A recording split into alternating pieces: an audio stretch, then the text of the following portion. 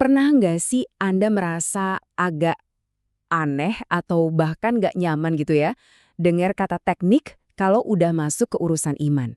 Seolah-olah kalau kita pakai keterampilan, artinya kita kurang bersandar sama Tuhan. Nah, pertanyaan besar inilah yang mau kita bedah bareng-bareng hari ini, langsung dari materi sumbernya. Oke, ini dia pertanyaan utamanya. Waktu kita ngomongin soal pelayanan, ngasih nasihat atau mengajar, emang ada yang mengganjel ya dari kata teknik ini? Rasanya tuh ada tarikan gitu loh, antara keahlian manusia di satu sisi dan pimpinan ilahi di sisi lain. Yuk kita lihat lebih dekat, kenapa sih ini bisa jadi isu yang lumayan besar?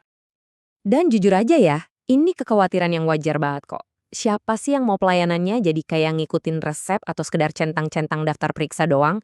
Nggak ada kan? Ketakutannya tuh gini, kalau kita terlalu fokus sama caranya, jangan-jangan kita malah kehilangan hatinya, esensinya, yaitu pimpinan dari Roh Kudus itu sendiri. Jadi, dari mana sih rasa nggak nyaman ini datang? Apa masalahnya emang di tekniknya itu sendiri? Atau jangan-jangan ada hal lain yang lebih dalam? Oke, mari kita selidiki bareng-bareng. Nah, disinilah argumennya jadi menarik banget. Menurut sumber kita, bisa jadi selama ini kita salah nanya loh. Masalahnya itu bukan apakah kita pakai teknik atau enggak, tapi gimana cara kita pakainya. Fokusnya jadi geser nih, dari sekedar penggunaan ke penyalahgunaan. Sumbernya ngejelasin ada dua jebakan utama di sini.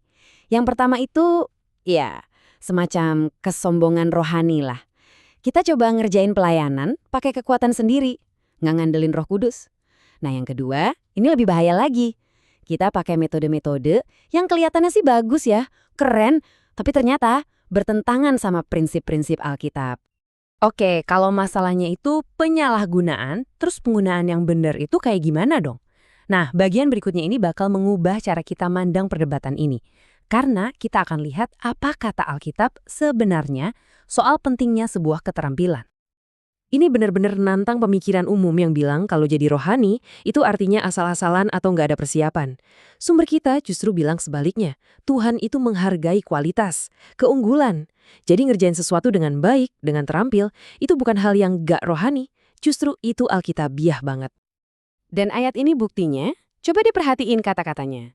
Tahu bagaimana kamu harus memberi jawab. Ini kan instruksi soal skill. Ini adalah teknik berkomunikasi yang diperintahkan langsung. Jadi intinya gini, Alkitab itu nggak cuma ngasih tahu kita apa yang harus diomongin, tapi juga peduli banget sama gimana cara kita ngomonginnya. Cara penyampaian itu penting. Dan itulah pada dasarnya yang namanya teknik. Sekarang kita sampai ke jantung argumen dari sumber ini. Ada pergeseran definisi yang krusial banget. Sebuah perbedaan yang bakal bikin semuanya jadi jauh lebih jelas. Dan inilah dia. Ini mungkin ide paling penting dari semua yang kita bahas.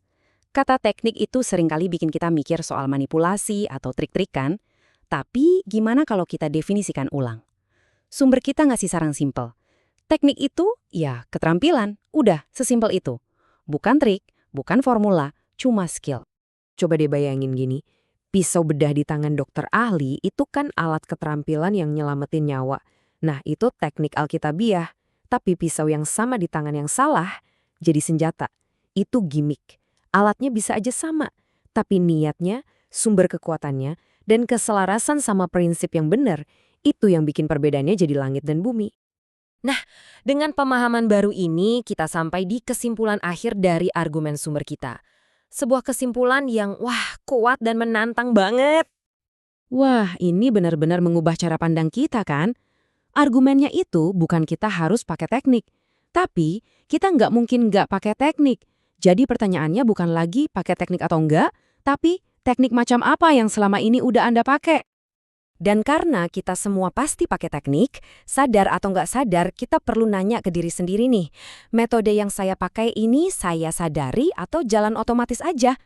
Saya ini lagi aktif berusaha jadi lebih baik dalam komunikasi dan pelayanan, atau skill saya gitu-gitu aja?